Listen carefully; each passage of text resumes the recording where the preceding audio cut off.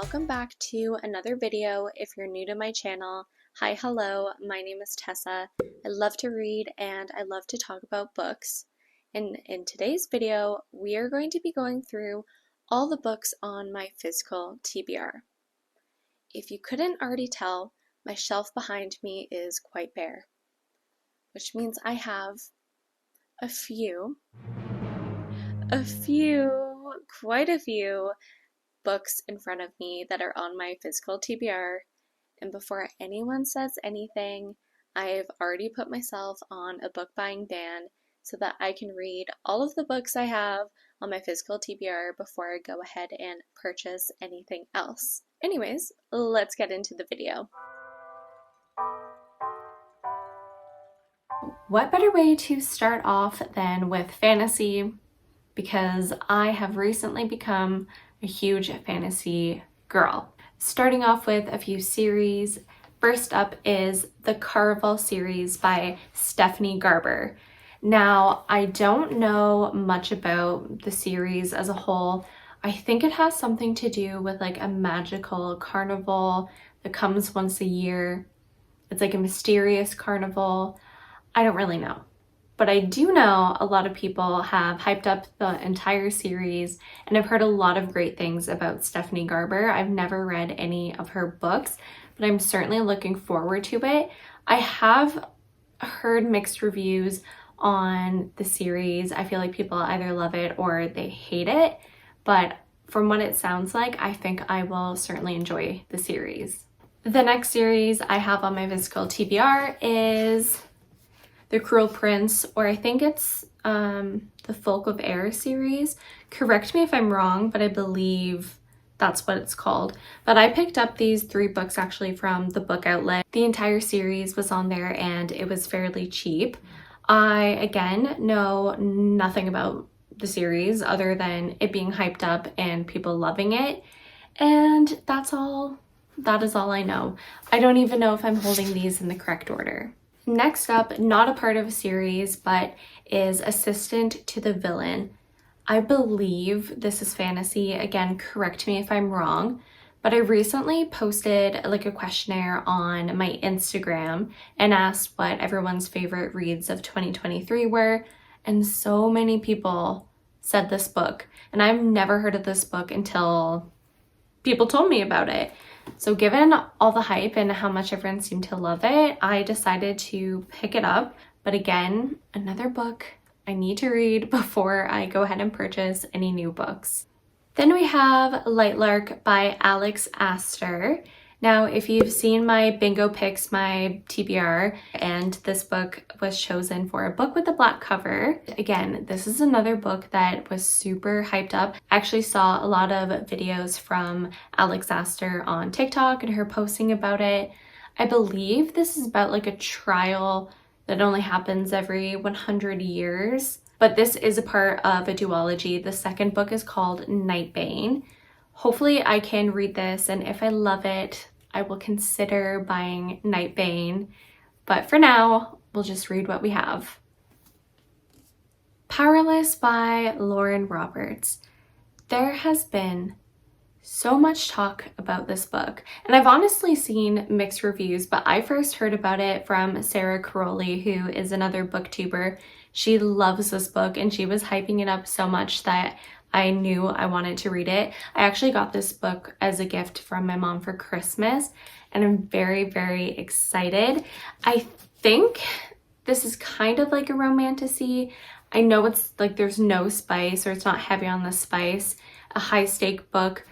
I think it's about like the elites who have these powers, and then Peyton, who is like posing as an elite, but she's an ordinary, and she might be competing in some form of trial. Regardless, it seems like high stake, and I love that. And I've heard there's really good banter in this book, which I am a sucker for banter, which makes me even more excited to read this. If you have seen any other videos on my channel, you may know I am absolutely obsessed with Fourth Wing. Like, Fourth Wing was a 6-star read for me. So obviously, Iron Flame is on my physical TBR. I will admit I am a little bit nervous to read this one because I have heard some people don't love it as much as they loved Fourth Wing, and Fourth Wing gave me a book hangover, and I crave that feeling again. So I'm hoping I can get that with Iron Flame. I don't know. That's why I've kind of been putting it off, but I know I will read it, and I will read it soon. And do we even have a release date for a third book in this series? I actually have no idea. I know there's going to be quite a few from what I've heard, but it's going to be hard if I read this and then I have a book hangover to have to wait until the third book in the series comes out. But nonetheless, can't wait to read this. And now we move on to my lovely Sarah J. Maas pile. I have the entire box set that was gifted from my dad to me for Christmas, and I have already read A Court of Thorns and Roses, and I loved it. So my next book I plan on reading, obviously, is A Court of Mist and Fury, which I've heard is a lot of people's favorite in the series, which I'm definitely looking forward to. So I plan to read these 4 books. Obviously, I need to be on the ACOTAR bandwagon, okay? I'm very late. I'm very, very late to the game, but I will read it and I will love it. I already know because I love the first one, and I can't wait to be a part of this ACOTAR world. And then once I finish the ACOTAR series, we have the Throne of Glass series. And yes, I only have the first 4 books in the Throne of Glass series, but if I love these ones, which I already know I will, I think it will be okay for me to purchase the rest of the series, okay? And please, in the comments down below, tell me which order you read Assassin's Blade. I've heard so many mixed opinions. Currently, I think I'm going to read it first. I don't know. Please let me know. Where did you read Assassin's Blade, and was it worth it? And you must think, doesn't stop there. She hasn't even read many Sarah J. Maas books. She's only read 1. But my friends, it does not stop there, because I also have the Crescent City books. I have A House of Earth and Blood and A House of A House of Sky and Breath. These are some hefty boys, and I know it's gonna take me some time to read them, but I'm so excited. And I'm also aware that her 3rd book in the Crescent City series comes out January 30th, which is only a few days from now. And I've seen everyone getting so excited and reading or rereading the Crescent City series. And I'm having FOMO. Okay, it's not a fear of missing out, because I am missing out because I'm so far behind. So my goal is to read ACOTAR, read Throne of Glass, and then Crescent City. I can't wait. Honestly, those are like my top books that I want to read before I purchase anything else, especially any more fantasy books, because I have quite a few. This is a side note, but does anyone else hate hoods that are so heavy? I don't know why. This hood just feels so heavy, and I feel like my sweater is just going back and I keep having to pull it forward. It is driving me nuts. I'm like a crew neck person, and I always wear crew necks, but I decided to go for a hoodie, and it's driving me insane. Now we can get into the thriller / mystery books.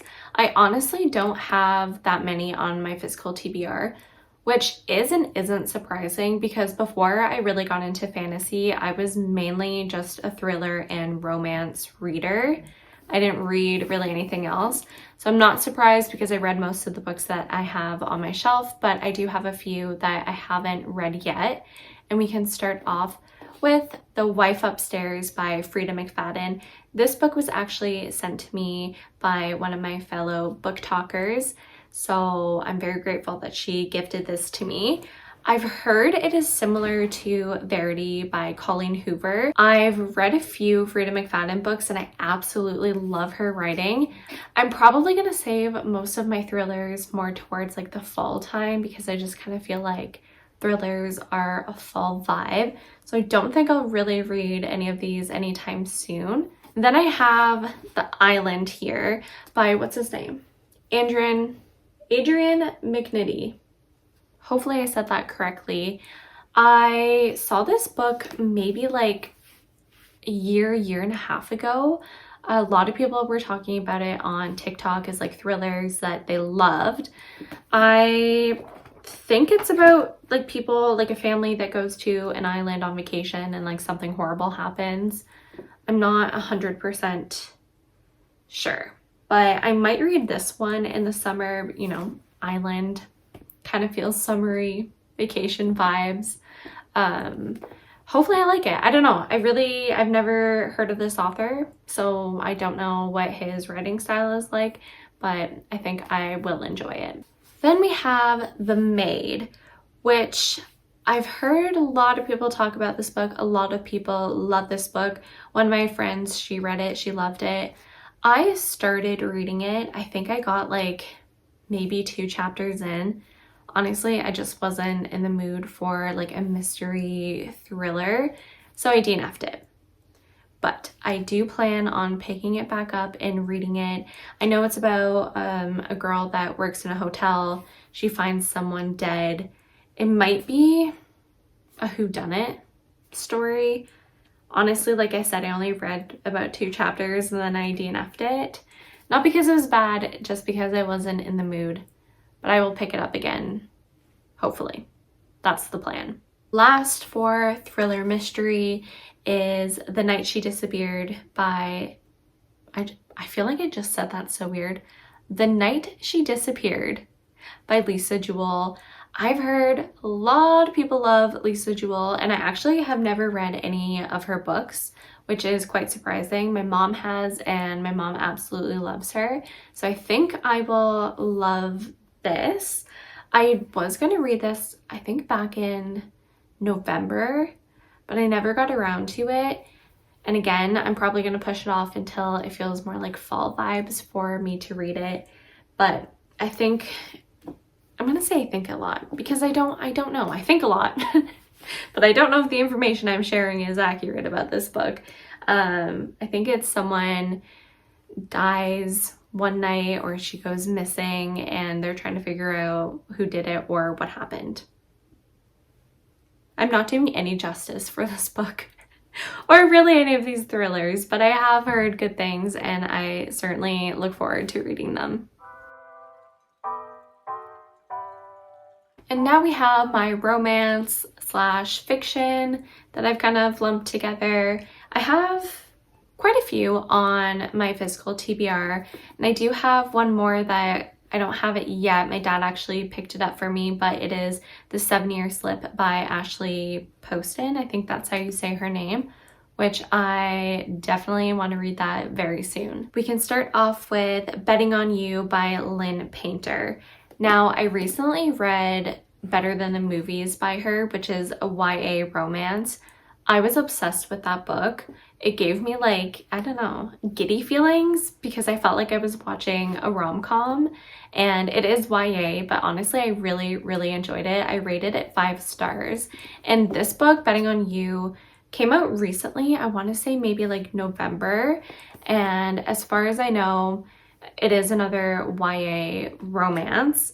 I think it's like 2 people that they met like years ago on a plane. They didn't like each other, and then fast forward years later, they work together.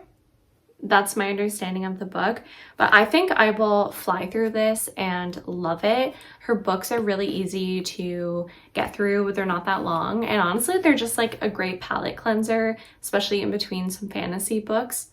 Cannot wait to read this one. And we have the ever so loved Magnolia Parks. I only have this one. I know this is also a part of a series, which I don't have, and I don't know much about this book. I feel like a lot of the books that get recommended are through Sarah Caroli. I feel like her and I have a very similar taste in books, and she raves about the entire series. So I think I will love this one, hopefully as much as she does. Okay, next is Secretly Yours by Tessa Bailey. I've had this one on my TBR for a while, and I know Tessa Bailey books are super spicy. A lot of people love them, but honestly, I have not heard great things about this book. Some people say it's kind of cringy. It's about like this girl that falls head over heels for this guy when they almost kissed. And then I think he comes back to like the small hometown years later, something like that. I think she's like obsessed with him. I don't actually know, but I was going to read it, and then a few people told me this is not their favorite one. So that's kind of put me off of reading this one, honestly, for a while. Like, this has been on my bookshelf for probably about a year. So I don't know. It's gonna take some convincing, I think, for me to pick this one up.